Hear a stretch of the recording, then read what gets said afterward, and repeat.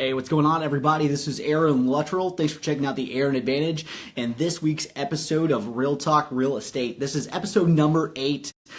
First thing I want to say is I apologize for missing last week. I was actually out sick all day on Monday and wasn't able to get up everything ready to go to be able to go live here on Facebook, so I do apologize. However, I was able to get a tweet out and a Facebook post out, and I got it on Snapchat and Instagram as well. A question about what do you guys want to hear about on this episode of Real Talk Real Estate. As I've said previously in the past, this is a Q&A style show. This is something that I want to do to allow you guys to interact with me either in a live setting or after the fact whenever I post these on Facebook, for you to be able to ask me questions that I can try to help and answer those for you. So this week's question came from Wes McDonald. I'll tag him in the comments down below. I've already kind of posted about him on Facebook and on Twitter today as well. But he had a great question about certain things that he thinks first-time homebuyers should know about. He's interested in possibly purchasing a home at some point in the future, and he thought it would be a great idea to have a conversation about the specific things that people need to know about when they're looking at purchasing their first home. So I wanted to touch on a few different things. There's no real hard and fast rules for anybody to follow other than the specifics on the guidelines that you're going to have to be able to meet to be able to actually purchase a home if you're looking at using a mortgage.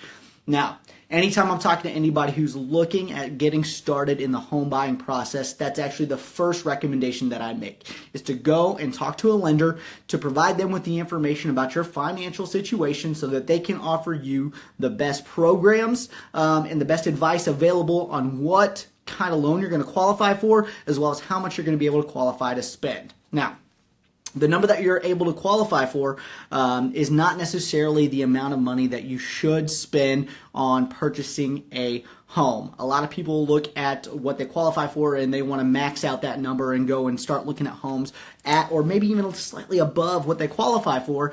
And a lot of times when I'm working with a first-time home buyer, I let them know that that's not necessarily the best thing. Just because you are pre-approved for a mortgage at a specific amount does not necessarily mean you should spend that much money on your mortgage.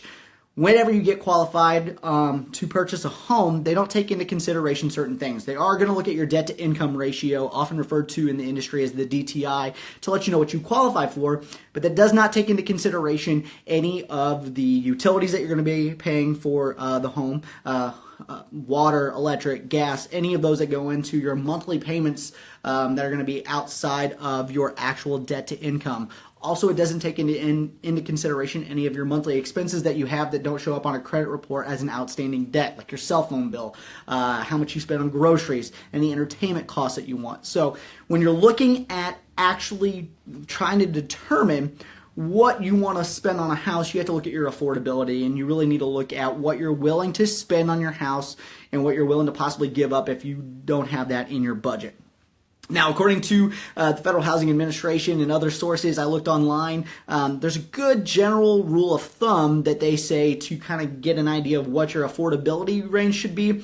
And everybody that I'm looking at says between 28 and 29% is a good rule of thumb on what you should be able to afford on a house payment. I mean, obviously that's going to determine, what you want to spend on other things. But based on most people's income and everything else, 28 to 29% of your gross income is a good range of an idea of what you should be able to afford on a monthly payment. Now, that's all good stuff to know on affordability and everything as far as when you're getting started in the process of trying to determine how much you want to spend.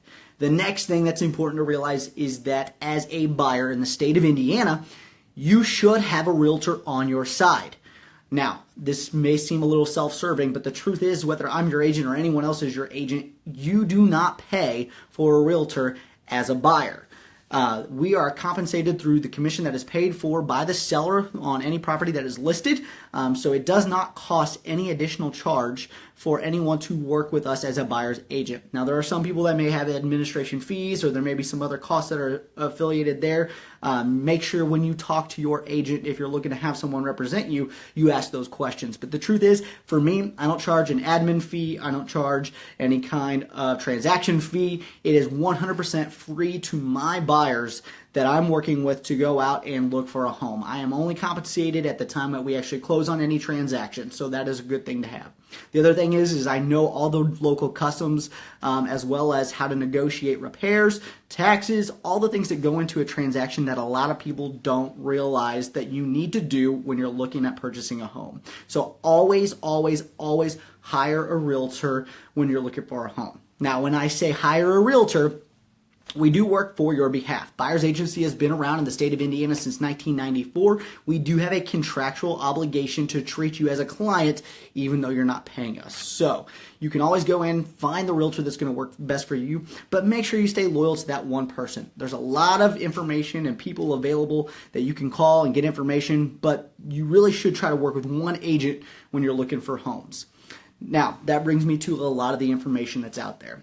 Zillow, Trulia, Realtor.com, there's a lot of websites that exist that have information about the homes that are currently on the market.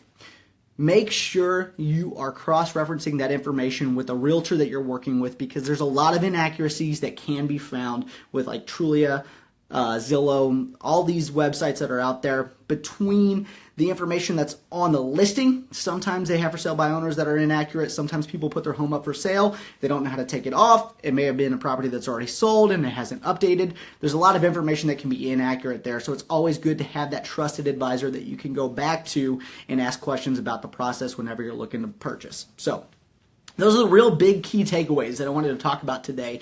If you're thinking about making a move and purchasing a home in the next year, the first thing you want to do is make sure that you get your finances in order, talk to a lender, get everything ready to go, put a pre-approval together, and I'll actually be posting another video that I just did, an interview with Tyler Hines with the Tyler Hines Mortgage Team. Good information on the entire lending process. Make sure you hire a realtor, someone to work for you on your behalf, and also someone who's there to cross-reference any information about the process so you have those questions that you can answer. If you have any other specific questions about the home buying process, please let me know down in the comments down below. I wanted to get this information out for a good point of reference to start at so that you can kind of know where you're headed before we even get into that kind of conversation. But I do want to have that conversation if there's any questions that you may want to know about.